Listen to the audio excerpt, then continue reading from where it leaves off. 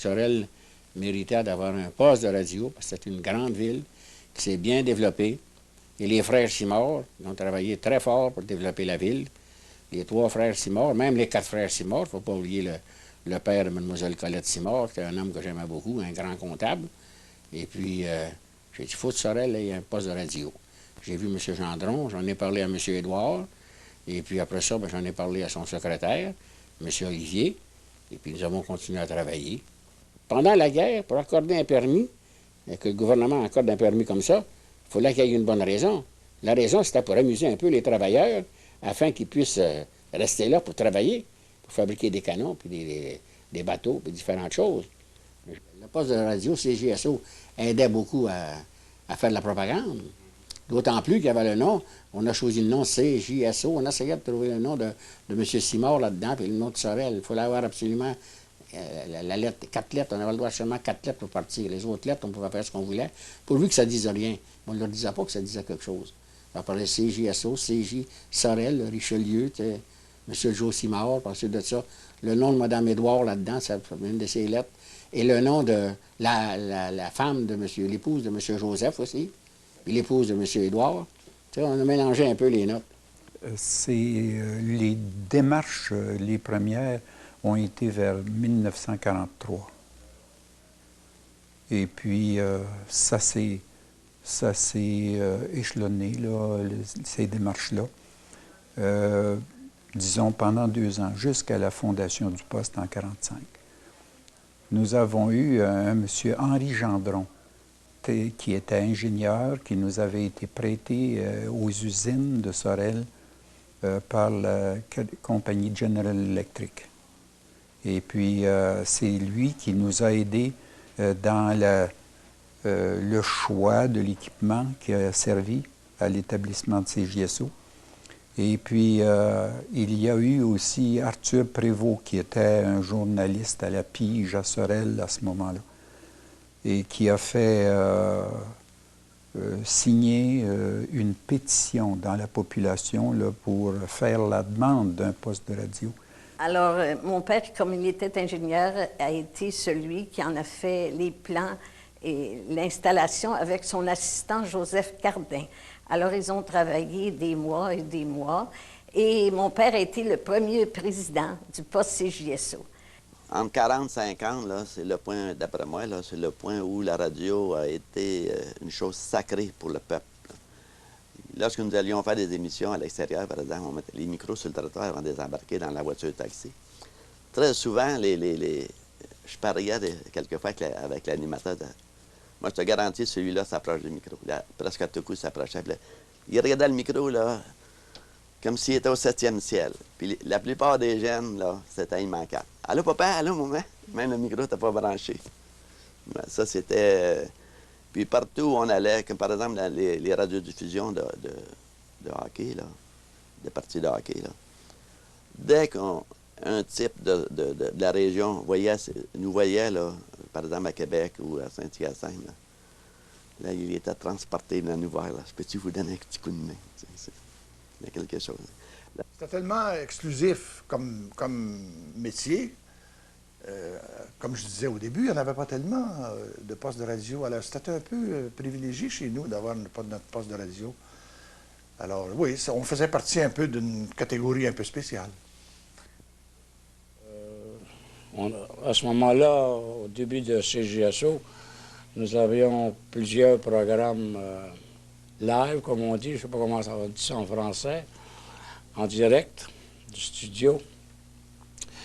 Nous en avions, je me rappelle qu'une semaine, j'ai fait 14 programmes d'un quart d'heure, live. Il y avait beaucoup de talent aussi. Hein. C'était assez facile, puis d'autant plus, c'est que les gens aimaient la participation également. On avait une bonne cote d'écoute parce que c'était local, les gens écoutaient parce qu'ils savaient que c'était des gens de Sorel qui faisaient de quoi. Et on recevait beaucoup de lettres, on recevait beaucoup de téléphones, mais aussi, si on se promenait le long de la rue Roy ou n'importe quelle rue dans Sorel, l'été, à 7h15, 7h30, on pouvait quasiment suivre l'émission parce que d'une maison à l'autre, on entendait la radio branchée à CJSO qui donnait... on pouvait suivre l'émission quasiment en se promenant sur le trottoir, comme ça. Imagine-toi, les gens demandaient des photos à la plupart des annonceurs, je crois. En tout cas, pour ma part, j'en ai fait peut-être 400. C'était des cartes postales faites par M. Desjardins à l'époque. Et puis, qu'on envoyait à tour de bras. Je ne sais pas si... c'était une vogue qui doit se poursuivre quand même aujourd'hui. Mes vedettes. CJSO, c'était une entreprise que nous avions établie pour former, vous savez, établir des liens entre tous les éléments de la population, pour les travailleurs, et puis les usines, et puis les professionnels, l'éducation, enfin, tout, pour essayer de donner à la région de Sorel un instrument qui allait les rapprocher, vous savez, puis établir des contacts là, qui sont non seulement utiles, mais nécessaires pour aider une population à bien se développer. CJSO reflétait vraiment la vie de Sorel. Tout le monde était bienvenu et on s'organisait pour qu'ils y soient bienvenus. Et on les interviewait de mille et une façons. Il y avait des interviews musicales, il y avait... C'était avec Jean Riendeau. Ça avait eu un succès énorme. Dans ce temps-là, c'était la vieille machine. Ça pesait comme l'enfer. Riendeau était le petit homme, mais il a travaillé fort avec ça. Puis il a fait un succès de ces entrevues avec les gens. On bavardait avec les gens comme ça. À l'époque, vous savez, les citoyens étaient réticents de se faire interviewer. C'était pas évident, on avait peur un peu, les gens étaient gênés. Évidemment, lorsqu'on rôdait dans le bout ici, là, à l'époque, il y avait beaucoup de tavernes, il y avait beaucoup de bars, il y avait beaucoup d'hôtels. Là, on risquait de rencontrer des gars qui avaient un coup dans l'aile, là. Là, eux autres, ils étaient un peu plus bavards. Mais en général, on allait un peu partout dans la ville. Et à la fin de l'entrevue, il y avait 4 entrevues, je pense, en l'émission, c'est ça. Et à la fin, on leur demandait s'ils avaient un choix musical. Je pense que ma plus grande satisfaction dans toute ma vie professionnelle, c'est là que je l'ai trouvée, c'est de construire de toutes pièces quelque chose. Ce que j'ai jamais retrouvé ailleurs dans mes autres activités. Là, on part de rien, puis on crée. D'autant plus qu'on n'est pas un simple rouage dans une grosse machine, on est tous les rouages, à la fois selon ce que je viens de vous expliquer. Tu opères, tu écris, tu lis, tu choisis la trame musicale, tu réalises, tu agences, tu minutes, et puis tu reprends, et puis tu fais le montage, et puis tout ça. Mais on a vraiment l'impression de créer quelque chose. C'est exaltant. Le succès de CJSO à l'époque, c'est l'esprit d'équipe qu'il y avait là. C'est la fraternité qui existait, y compris les mauvais coups que tout le monde pouvait se jouer, qui faisait une grande famille et qui créait une habitude d'écoute. Et CJSO Sorel, comme station AM, a fait sa marque partout en province. Hein. Et par, justement, le contenu, il y avait beaucoup de rigueur sur ce qu'on appelle le langage et tout ça, mais par contre, il y avait beaucoup de latitude sur l'esprit de créativité, et voilà qui était merveilleux. Nous étions animés d'une flamme. Personne ne travaillait. Tout le monde s'amusait en travaillant. Chacun avait... nous étions quasiment comme des missionnaires. Travailler jusqu'à 2-3 heures du matin. J'ai déjà vu recommencer des enregistrements d'une demi-heure, 4 fois de suite. Là, il n'était pas question. Après ça, le souci de perfection. Tu sais, je me souviens de l'époque où il fallait savoir parler français, il fallait faire ci, il fallait faire ça, il fallait savoir écrire, il fallait pouvoir traduire, parce qu'il y avait des postes qui n'avaient pas le service de nouvelles en français. Il fallait traduire les nouvelles, etc., etc. Toutes des choses qui n'existent plus, finies. Alors, on parle d'autre chose. C'était plaisant. Quand tu travaillais 6 heures dans un poste de radio, tu travaillais 12 heures dans le fond, parce que tu faisais tellement de choses. Hé, pas déjà fini? Ben oui, maudit, on se revoit demain. C'est le contact, je pense, avec les gens. La chaleur que j'ai ressentie là-bas. Et puis, disons que j'avais eu l'occasion aussi de fonder une troupe théâtrale qui s'appelait l'Équipe Richelieu, qui nous a rapprochés davantage avec la population aussi. On allait sur les planches avec mes amis de l'époque, et confrères de travail aussi, dont Claude Rochon, Jean Yale. Il y avait Suzanne Baudet, dont je me souviens. Il y en a d'autres, là, malheureusement, dont le nom m'échappe, mais les figures, je les vois très bien. C'est sûr qu'avec un petit groupe comme tel, on était tous amis. On se rencontrait souvent à l'extérieur. Il y avait beaucoup de solidarité. On s'aimait bien quand même. La radio, c'était vraiment le centre, le cœur, l'âme, si vous voulez, de tout ce qu'il y avait d'artistique dans la région. C'était quelque chose. Vous parliez là, devant un microphone. Bon, ben, vous saviez à un moment donné qu'il y avait des gens qui écoutaient. Vous aviez des choses à dire. On ne se limitait pas à cette époque-là. Si je parle trop, vous me le direz. On ne se limitait pas à cette époque-là à dire, bon, ben, il est 10h20, on a 22 degrés à l'extérieur, voici une telle... On y allait de commentaires personnels, d'appréciations personnelles. Quand on présentait une chanson, bon, on avait des détails sur l'interprète, enfin, sur le compositeur. C'était une radio complètement différente. Mais il y avait ce côté magique qui n'existe plus maintenant.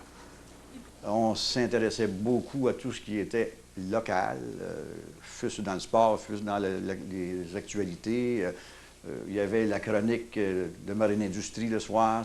C'était presque seulement de la nouvelle locale, commanditée par les hommes d'affaires de la localité, de la région. Et on a un petit peu perdu ça par la suite à cause de la compétition. Bien entendu, c'est facile aujourd'hui pour les gens de se brancher sur les stations de Montréal. Et avec la télévision, ça a changé tout le contexte. Mais dans le temps, c'était quelque chose de très, très local. Je pense qu'on a fait un travail intéressant. Dans le domaine des nouvelles, c'était un nouveau. Il n'y avait pas de nouvelles à CJSO. J'ai parti les cours de Sorel, qui était un peu l'ancêtre, le père de l'école de la marine, de Marine Industrie. J'ai grandi aussi tout jeune, aussi loin que je me souvienne, avec l'Écho de la marine. C'est ce bulletin de nouvelles que j'ai longtemps fait, à 6h30 le soir, qui débutait avec la sirène, une sirène de bateau. Et je me souviendrai toujours que lorsque je suis rentré à CJSO, à mes débuts, comme étudiant, pour des emplois d'été, ce bulletin Sorel, qu'on appelait l'Écho de la marine, existait toujours. Et là, j'avais maintenant les pieds dans la station. Je faisais partie un peu de la famille au début. Et j'étais très impressionné que là, cette fois, je fasse partie de l'équipe et de la station qui présente ce fameux bulletin. JSO était une station extrêmement importante au Québec à l'époque. Alors, vous allez comprendre que, étant annonceur là, étant animateur là, étant opérateur là, étant réalisateur, parce qu'on faisait tout ça, pour ne pas dire journaliste et recherchiste, eh bien, c'était pour nous autres une fierté extraordinaire de pouvoir faire partie de cette famille-là. C'est curieux parce que les gens nous regardaient comme faisant partie d'un monde à part, mais étaient quand même portés à nous parler. C'est sûr que l'annonceur de radio ou la speakerine ou le speaker, comme on disait aussi à l'époque, quand on allait manger au restaurant, bien, le monde nous regardait. Mais dans une ville comme Sorel, ça a toujours, j'ai trouvé en tout cas moi, que c'était une ville conviviale, où les gens se parlaient très facilement. On avait toujours un petit restaurant qui existait à ce moment-là, juste au bas du poste. Je ne me rappelle plus du nom du restaurant en question. Où les gens étaient habitués à nous voir là. Et quand ils nous voyaient sortir en ville, disons qu'on imposait un certain respect, mais les gens ne nous craignaient pas pour autant et ne nous plaçaient pas nécessairement sur un piédestal. Ils savaient qu'on demeurait accessible, mais on sentait qu'ils nous respectaient. C'était comme un mythe, c'était, disons, bien vu, c'était, enfin, c'était comme dans d'autres villes, même à Montréal, c'est comme ça. Il y a toujours à la porte des gens pour voir tel artiste, tout ça, c'était pas si fort, remarquez. Mais oui, exactement, c'était comme un peu mystérieux. à chaque semaine, à mon émission, on saluait une campagne environnante, soit Saint-Robert, Contrecœur, Verchères, Varennes. Même de Montréal, les gens m'entendaient, m'écoutaient, puis on recevait des lettres à CJSO. J'avais lancé un concours dans le temps des fêtes pour un tirage assez important et j'ai reçu 45 000 lettres. Et assez que le directeur du poste me dit, « Madame Lemay, si vous ne venez pas, je cherche chez vos cartes postales, on va les mettre au rebut. » Il n'y avait pas beaucoup de stations de radio qu'on pouvait capter dans la région ici. À Montréal, on avait CHLP, CKVL qui débutait, CKAC, Radio-Canada en langue française. CJMS n'existait pas. La première station en s'en venant vers l'Est, c'était CJSO. Il y avait CHF à Granby qui existait.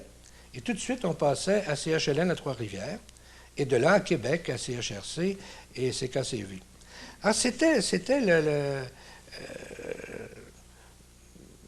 comment je dirais, le potentiel d'écoute du Québec, c'était ça.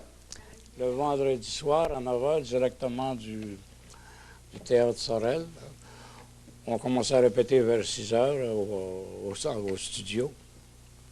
Et puis à 9h moins quart, on s'en allait en courant au théâtre pour l'émission qui durait à 1h. Hein.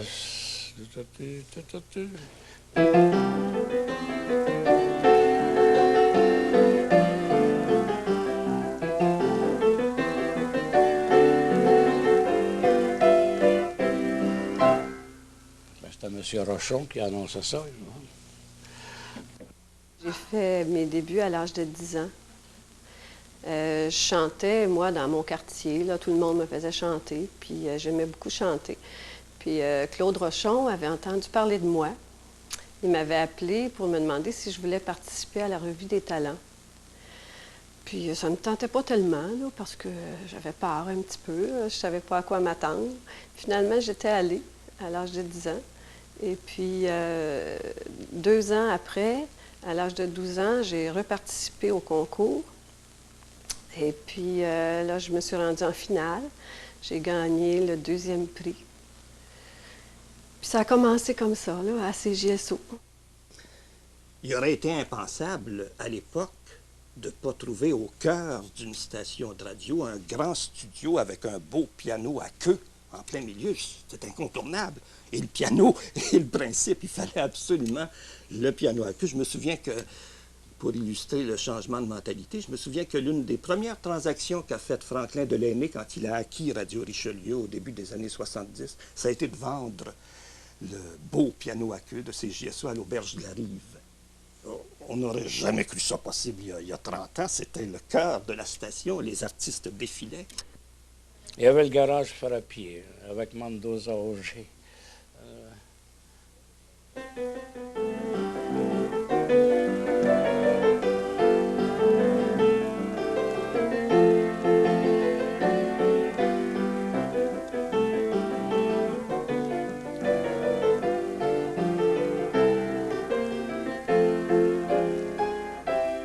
Ainsi de suite. Papa était là pour l'ouverture. Mais c'était pas comme animateur. Oui, c'était animateur, mais c'était pas animateur. C'était animateur il y avait des émissions spéciales dans ce temps-là. Des émissions où on chantait beaucoup. C'était ça vraiment, lui, son travail. Avec son ami Georges Codling, d'ailleurs, bon, ils ont fait des émissions, je me souviens. Il m'avait parlé d'une émission qui était commanditée par une compagnie d'assurance. Il y avait des vedettes qui venaient également. Hey, Sorel, c'était quelque chose dans ce temps-là. Je te parle de l'ouverture du poste CJSO, c'était quelque chose. J'ai des photos chez moi, de l'ouverture du poste CJSO avec, entre autres, Paul Perval et compagnie. Il y avait plusieurs artistes qui étaient venus pour assister à ça. Mais papa, lui, c'était surtout ça. C'était surtout des émissions chantées.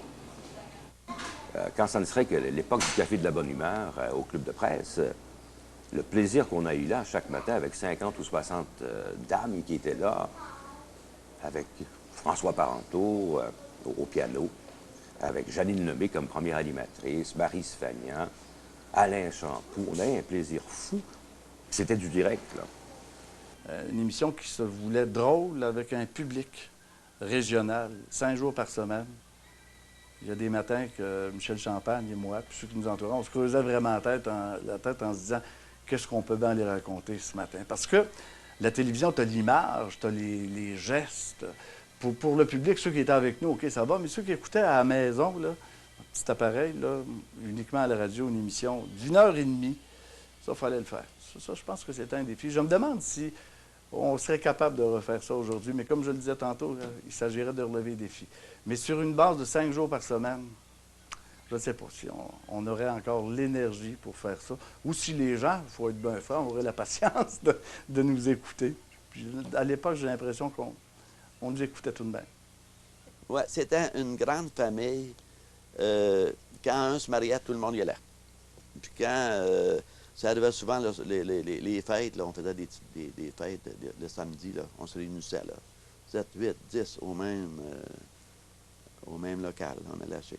Comme Macuillard, je me rappelle, entre autres, il avait fait il faisait des parties chez lui, à l'extérieur, des lanternes japonaises partout. Des choses qu'on se rappelle même après 40 ans. Tandis que même quand on recevait de l'équipement, là, les types m'attendaient, là. Je me rappelle, entre autres, Joseph Péloquin assis sur la caisse. Il avait assez hâte que j'arrive. On a déballé la console, la 54-20. On a fini à 2 heures. Personne n'avait mangé. Puis tout le monde avait l'eau à la bouche, puis lui touchait, puis il contemplait ça, là. Puis quand c'est arrivé le temps de la montée, ils sont allés chercher une couverte, l'ont enveloppé, on monté au 3e. Ça, on voit plus ça aujourd'hui. Les meilleurs souvenirs qu'il me reste, c'est l'équipe. C'est l'équipe. Il y avait vraiment une bonne équipe. Il y avait un esprit de camaraderie que je n'ai jamais retrouvé ailleurs. Peut-être parce que, oui, c'est certainement la raison, peut-être du fait que j'ai travaillé après ça dans des grosses boîtes. Tu sais. Alors, ayant travaillé dans des grosses boîtes, je ne retrouvais plus cet esprit de camaraderie. Si nous étions une petite famille. À cette époque-là, CJSO, tout le clan se tenait plutôt à Sorel.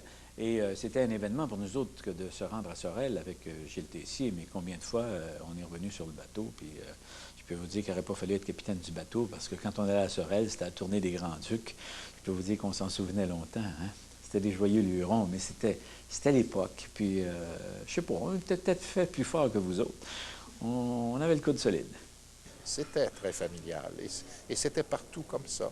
On avait une émission extérieure à faire, même si Claude Rochon, par exemple, ou Lorenzo Brouillard ou Joseph Péloquin n'en faisaient pas partie. Ils venaient t'aider, ils venaient te voir dans le parc en face, place au Carré Royal, je me souviens plus comment ça s'appelait, quelque chose du genre où on avait accueilli, entre autres, Willy Lamotte. Bon, mais c'est moi qui étais l'animateur du show en question, mais Roger Gosselin était venu donner un coup de main, puis viens, Roger. Puis... Il n'avait pas, à l'époque, de course au vedettariat. C'était comme dans une famille. Il y en a toujours qui ressortent un peu plus que d'autres, mais ça n'empêche pas les autres de les aider et de venir parfois les applaudir. C'est agréable de voir ça. On ne peut plus faire ça aujourd'hui. Moi, une chose que je me souviens, c'était dans le temps de Noël et le jour de l'an, les commanditaires offraient leurs vœux par la poste de radio.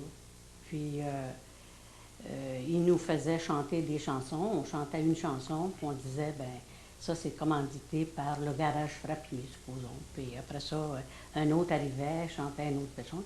Puis, il y avait un grand piano à queue, là, puis il y avait des verres de vin. Puis chacun célébrait la nouvelle année. Puis naturellement qu'à la fin de la journée, tout le monde chantait plus longtemps qu'il était supposé de chanter. Puis moi, j'avais chanté une chanson, c'était commandité par un restaurant, je ne me souviens plus lequel. Là. Puis la chanson, c'était « Si tu m'aimes ». Fait que quand j'ai eu fini, ben, j'ai dit, c'est ça. J'ai dit, si tu m'aimes, puis c'était mes patates frites. La ville, avant tout, était une ville de sport. Alors, je pense que tout le monde, il y avait des ligues qui se formaient dans les usines. Il y avait plusieurs usines. Il y avait des ligues de hockey, il y avait des ligues de balle, il y avait des ligues de tout ce que tu veux. En plus de suivre, l'équipe junior. Tous ces gars-là, ce qu'ils aimaient le lendemain matin, lorsqu'ils avaient joué une partie de hockey ou une partie de balle molle ou une partie de baseball, c'était d'entendre parler d'eux le lendemain matin à la radio. Et là, ben, il se faisait un plaisir de nous apporter tous les résultats sportifs. On avait une belle petite boîte aux lettres, là, juste à la porte de CJSO. Et là, bon, un but, monsieur un tel a compté 3 buts, un autre a été compté par, bon, l'équipe Fer et Titane a défait celle de Marine. Bon, c'était ça, oui. C'était ça qui retenait un petit peu, parce que c'est encore aussi difficile aujourd'hui. C'est ce qui retenait les gens à CJSO. Cette profondeur de la nouvelle locale. Il y avait des heures sacrées à CJSO. Tout le monde écoutait CJSO. Je me souviens, mon père, la radio était sur le réfrigérateur. Il ne fallait surtout pas manquer certaines choses le midi et le soir à CJSO. C'était sacré. Alors, c'est comme ça qu'on amenait les gens à parler d'eux. Puis le sport, ben, tu le sais, le sport, ça a toujours constitué ici, dans la région, quelque chose de très important. Moi, j'ai dit, je suivais la fin de la saison dans ce temps-là. Les Yankees et les Red Sox étaient nés à nez. La dernière jour de la saison avait lieu le dimanche, puis ça décidait du championnat de la Ligue américaine pour savoir qui était pour aller faire face aux Giants dans ce temps-là. Dans l'après-midi, j'étais au poste CJSO pour mon programme de midi. Dans l'après-midi, j'écoutais les résultats qui entraient de New York. Puis quand on a vu, il était un bout de temps, les Yankees menaient, mais ils n'arrachaient un petit peu. Puis que c'était avec Joe et son chum qu'on devait descendre à New York. Finalement, quand on a eu le résultat à 4 heures, c'était final, les Yankees gagnaient, puis on s'en allait à New York, essayer d'enregistrer ça sur une machine. On est arrivé à New York à 11h30. Puis la game de baseball commençait à 1h. Puis, rendu au Yankee Stadium, je voulais voir Patterson, qui est en charge, justement, des broadcasters et tout ça. Puis M. Patterson n'était pas pour être là avant 3 heures l'après-midi. 3 heures, puis la partie commençait à 1h30. Fait qu'on était pris. Finalement, quand j'ai vu qu'on ne pouvait pas entrer les machines, j'ai dit à Joe, prends une machine, va porter ça dans ton char. J'ai pris un pad de blanc, là. J'entrais chaque jeu.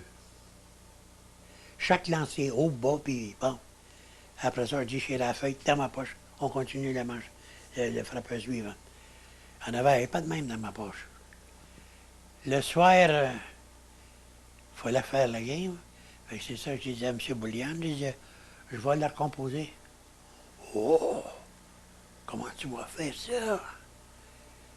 J'ai dit, j'ai tous les jeux un par un. Je m'en vais me faire un setup. Crayon pour les coups frappés. Puis on va avoir des disques qui vont rouler en conséquence. Avec Wilfred Mondeau, on a organisé ça. Boulian, j'aime pas bien ça. Je dis pas que j'aime ça non plus, mais c'est le seul moyen de s'en sauver. On a commencé ça. Là, je l'envoie tout de suite. Les papiers, puis tout ça. Jeu par jeu, balle lancée. Fallait pas que j'oublie que j'étais assis au Yankee Stadium le dimanche après-midi à New York, puis il faisait noir cette là.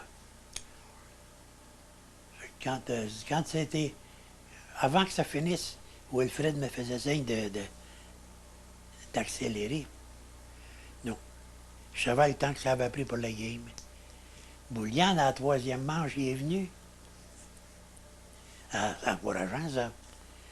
On a tout refait, cette game-là, puis on les a tout eu bien comme ça. C'est un méchant souvenir, ça. Ça, j'en ai vu, mais j'ai jamais vu personne faire ça. Puis c'était un petit poste de Sorel. Je pense que les voyages que j'ai faits avec Georges Vandal et M. Joseph Cardin à la direction technique, et à ce moment-là, nos épouses, Georges Vandal et moi-même, nous suivaient et on allait faire des radiodiffusions de matchs de hockey de la Ligue junior majeure du Québec, à Chicoutimi, à Hull, à Sherbrooke, un peu partout, en voiture, à Québec, en plein hiver, dans les tempêtes. Mais on avait un plaisir fou C'était en direct, on sentait, même si on était à l'autre bout du Québec, que les gens de Sorel-Tracy, de la région, écoutaient. Les éperviers étaient adorés à ce moment-là. Même si je me souviens d'une année particulière où, en quelques 30 matchs radiodiffusés à l'extérieur, je ne suis pas certain que les éperviers en avaient gagné 5, là, ils perdaient tout le temps. Mais enfin, on sentait, il y avait un plaisir évident à faire ça. Et en termes d'expérience radiophonique, pour apprendre à parler, à bien s'exprimer, à trouver des mots, à liber en quelque sorte, il n'y a pas plus belle expérience que ça. Le sport, c'était bien couvert parce qu'on avait des équipes, entre autres au hockey, l'équipe des Royaux de Sorel, et qui ensuite est devenue l'équipe des Éperviers de Sorel, avec plusieurs personnes bien connues, dont Maître Lemoine. Alors, on avait réussi à faire une équipe très compétitive. Alors, il y avait beaucoup de spectateurs. C'était très suivi lors des Joutes à l'extérieur. C'était à CJSO. Il y avait aussi le club des Titans à la Crosse. Et il y avait le club de baseball, les Athlétiques de Sorel, dont j'étais directeur gérant. Alors, tout ça, ça faisait beaucoup d'activités à CJSO. Et CJSO était très fort en sport. C'est que CJSO a été justement dans le domaine de la radio AM, puis dans le domaine, quand on regarde les animateurs, de maintenant, CJSO a une part très importante parce qu'on n'a que nommé la panoplie de gens qui sont devenus des gens très connus dans le domaine des communications, qui sont passés par là. Et je pense que ça a été une grande école, CJSO. Il y avait quand même beaucoup de rigueur. J'ai appris vraiment ce que c'était que la cuisine de la vraie radio, la radio qui était très près des gens. J'ai appris, par exemple, à bien parler français. Ce qu'aujourd'hui on peut déplorer, c'est qu'on entend malheureusement beaucoup d'anglicismes, beaucoup de fautes de français, de gens qui se disent, et dans la région métropolitaine, et dans les grandes régions aussi, qui se disent professionnels de la communication et qui ne savent même pas et qui ne connaissent même pas l'abécédaire du vocabulaire. Ils ont un vocabulaire extrêmement restreint. Ils commettent des fautes de français épouvantables. Il n'y a personne pour les reprendre aujourd'hui. Ça a l'air que ça n'a plus d'importance. Un gars comme Claude Rochon, qui était un... Et Joseph Péloquin avait également le même souci. C'était deux hommes qui nous apprenaient le respect que nous devons avoir des gens qui nous écoutent et aussi le respect de cet instrument extrêmement puissant de diffusion et d'influence que représente un microphone. Ce qui me frappe, c'est que nous, la tenue était très importante à la radio. Je veux dire, la tenue en ondes. Alors, les rires, ça, c'était pas permis. Hein. C'était sacrilège, quelqu'un qui avait le malheur de rire surtout pendant un bulletin de nouvelles, alors que... Puis nous, c'était très cloisonné. Il n'était pas question, par exemple, que l'animateur de service interrompe le lecteur de nouvelles pour lui faire préciser telle ou telle chose dans l'actualité. C'était comme si l'autre était à l'autre extrémité du réseau, dans un studio à 50 000, et puis donnait ses nouvelles. Il n'y avait aucun contact entre les deux. Et puis c'est vrai, aussi au plan de la langue, c'était dans les mœurs. Hein, on était exigeants. JSO était parmi les stations les mieux cotées pour faire école, si vous voulez, pour enseigner comment on fait de la radio et surtout corriger un peu le langage de certains, parce que la culture générale, c'est important, mais la façon d'exprimer ce qu'on sait, c'est aussi très important. Alors, on mettait beaucoup l'accent à l'époque à la recherche d'une voix, d'une présence via les ondes, mais on pensait aussi énormément à la façon de s'exprimer, diction, phonétique et tout le reste, ce qui ne se fait plus maintenant. Aujourd'hui, vous n'avez pas besoin de ça. Pas besoin de ça du tout. En autant que vous avez quelque chose à dire. Quand je voyais un candidat intéressant, puis qui sentait qu'il était à peu près à débuter à Montréal, il me le recommandait et généralement, je le prenais. Alors, c'est pour ça qu'il y a un si grand nombre d'annonceurs qui ont fait des brillantes carrières à Montréal, dans la radio, dans tous les postes. Il y a eu des gens qui ont été mis au monde radiophoniquement à CJSO. CJSO, qu'on le veuille ou non, c'était une institution locale qui était très prestigieuse dans le temps, puis l'est encore aujourd'hui. Et puis, à ce moment-là, le fait d'avoir la chance de mettre la main sur une institution comme ça, surtout lorsque tu es Sorel-Lois, moi je suis venu voir à Sorel, et puis CJSO, j'avais toujours vécu avec ça. Puis jamais un jour, j'aurais pensé que je deviendrais propriétaire de la station. Quand ça s'est produit, on était tous fiers d'avoir On était tous des Sorellois qui avaient mis la main sur la station locale. Et puis c'était le prestige d'avoir un moyen de communication tel que CJSO dans la localité. Je veux dire, c'est un peu ce qui nous avait motivé à l'époque d'acheter ça. Je veux dire, parce que, évidemment, avec ce qu'on a connu, c'est-à-dire la fermeture éventuelle après plusieurs années, jamais qu'on aurait pensé ça, parce que dans le temps, CJSO existait depuis 30 ans, je pense. Puis, qui aurait pensé qu'un jour, CJSO aurait fermé? Et puis la journée qu'on l'a fermé, effectivement, c'était l'effet d'une bombe. Puis pas strictement local, c'était l'effet d'une bombe provinciale. Parce que moi, ici, à mon bureau, j'ai reçu des appels de partout. De Radio-Canada, de CKC, de Télémétropole, de tout le monde qui avait su que la station avait fermé. Puis à ce moment-là, tu rencontrais les gens dans la rue, les gens te demandaient « CJSO est fermé, c'est arrivé ». C'était un peu l'angle de la ville qui s'éteignait un peu. Hein? On a eu des hommes importants qui sont venus de l'extérieur, qui ont eu une influence favorable sur la station, mais c'est les gens d'ici qui vont bâtir CJSO et qui vont faire progresser CJSO, c'est clair. Nous autres, on essaie actuellement, puis je pense que ça va assez bien dans ce sens-là, on essaie de se rapprocher des gens. Montrer aux gens qu'on est une radio qui est une radio pour eux, une radio qui veut répondre à leurs besoins, une radio qui veut répondre à leurs aspirations. On va essayer de descendre de notre piédestal, là, puis se rapprocher des gens, pour être comme les gens. Mais je pense qu'actuellement, les gens réalisent pleinement l'importance de la radio. Mais il faut aussi que la radio prenne sa place. Moi, je pense que la radio, c'est un moyen de communication qui est extrêmement efficace, c'est un moyen qui est instantané. Mais il faut qu'on joue notre rôle, il faut qu'on se serve de ça pour atteindre les gens. Si on ne prend pas notre place, personne ne va nous donner notre place. C'est dans ce sens-là, je pense que la radio peut être un outil de communication extraordinaire si on sait s'en servir.